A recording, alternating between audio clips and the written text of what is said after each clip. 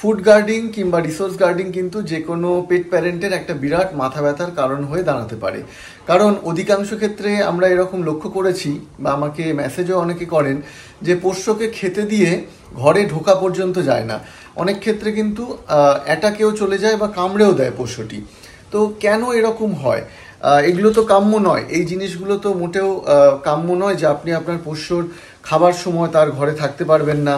সারাদিন আপনি তার সঙ্গে রয়েছেন, তাকে আদর করছেন, খেলা করছেন তার সঙ্গে, কিন্তু খাবার সময়টুকু সে আপনাকে অ্যালাউ করছে না।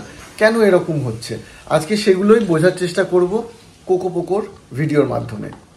তো কোকোপোকোর মাধ্যমে আমি বোঝানোর চেষ্টা করব আপনাদেরকে যে কোনো পোষ্যের ফুড অ্যাগ্রেশন কিভাবে একেবারেই তৈরি না হয় সেটা আপনি সুনিশ্চিত করবেন। ওকে এখন খাবার দেওয়া হবে কোকোকে। খাবারের বাটিটা ওর সামনেই থাকে সাধারণত, আর খাবারটা দেওয়া হয় ওকে।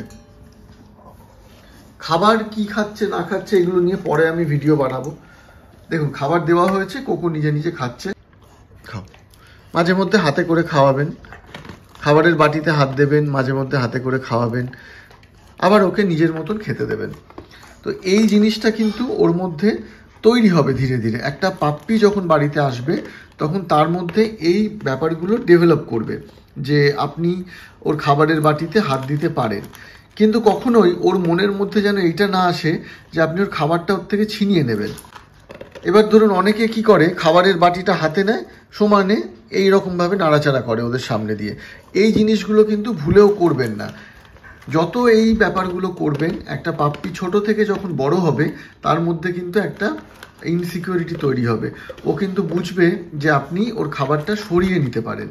তো সেই জন্য দরকার নেই খাবার নিয়ে, খাবারের বাটি নিয়ে সরিয়ে নেওয়া। তো যেটা বোঝাতে চাইছিলাম যে ইনসিকিউরিটি যেন কোনোভাবেই ওদের মধ্যে তৈরি না হয়। আপনি খেতে দেবেন, দিয়ে খাবারের বাটিটা কিন্তু ছিনিয়ে নেবেন না ওর থেকে। একদম ছোটোর থেকে, ফাউন্ডেশন থেকে এই কাজগুলো করবেন। বাড়িতে পাপ্পি যেদিন আনবেন ওকে প্রথম খাবারটা দেবেন, খাবারের বাটিটা হাতে নিয়ে হাতে করে খাওয়াবেন। এই যে হ্যান্ড ফিডিং, যেটা আমি বারবার বলি, হ্যান্ড ফিডিং করলে কিন্তু বন্ডিংটাও বাড়ে আপনার সঙ্গে আপনার পোষ্যের।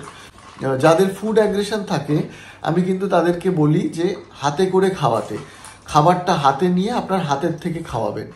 যে কোনো পাপ্পির ক্ষেত্রে কিংবা যে কোনো বড় কুকুরের ক্ষেত্রে কিংবা অ্যাডপ্টেড যে বাচ্চাগুলোকে নিয়ে আসা হয় অ্যাডপশনের পরে, তাদের ক্ষেত্রেও কিন্তু হ্যান্ড ফিডিং খুব গুরুত্বপূর্ণ। এইভাবে হাতে করে যদি খাবার খাওয়ানো যায় তাহলে কিন্তু বন্ডিংটা অনেকটা বাড়ে এবং এই বাচ্চাগুলোর একটা বিশ্বাসের জায়গা তৈরি হয় যে আপনি ওকে খাবার দিচ্ছেন।